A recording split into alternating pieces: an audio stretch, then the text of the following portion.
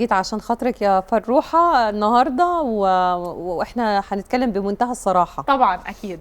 نقرا الفنجان الاستاذ مصطفى وبعدها الاستاذه هويدا. وبس هما موافقين؟ لا معلش بعد اذنك، انا ما بعتقدش في الكلام ده وبؤمن بقدر ربنا عليا. خلاص فنجان الاستاذه هويدا مش مهم، نقرا فنجان ممكن تديني الفنجان بعد اذنك؟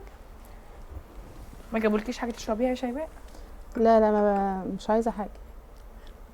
لو في شويه اشربهم، يعني شويه كده. انت ما اكلتش بونبوني؟ تمام لازم. اتفضلي. ولا انت خايف ليه؟ في حاجه؟ لا عادي بقى. هي اكبر منك بكام سنه؟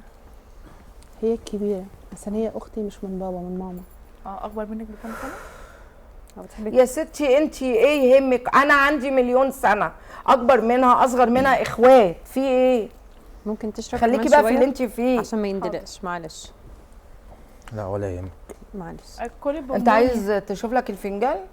عادي يعني. انا جايه سايبه اشغالي كلها عشان حبيبتي انا اتشرفت بيكي والله وعلى دماغي. مش عايزه افتح لك الفنجان؟ لا ما بعتقدش بالحاجات دي. طب جربي. تمام. لا يا حبيبتي والله خليها براحتها. طب جرب. مش هتندمي. هو شرف ليا والله، بس ما خلاص بعتقدش. يا نور هندي القهوه لحد تاني يشربها. خلاص اوكي.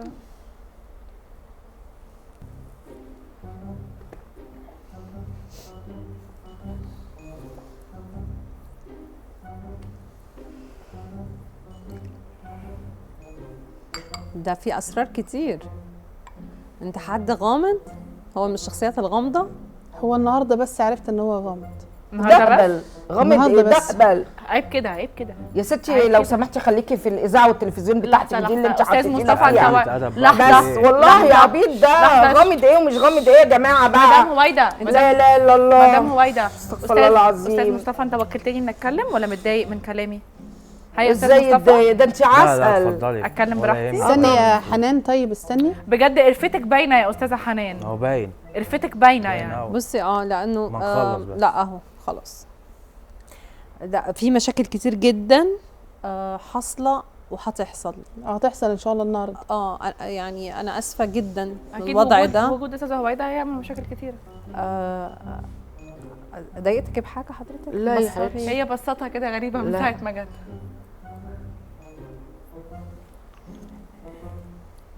بقالك ثانيتين ما قلتليش انت عارفه. انت بصي هقول لو عملتك كده ايه اللي هيحصل؟ شوفي بقى انا لو عملتك كده ايه اللي هيتم معاكي؟ هبقى عسلين قمرين دول ولعني. ايوه صح.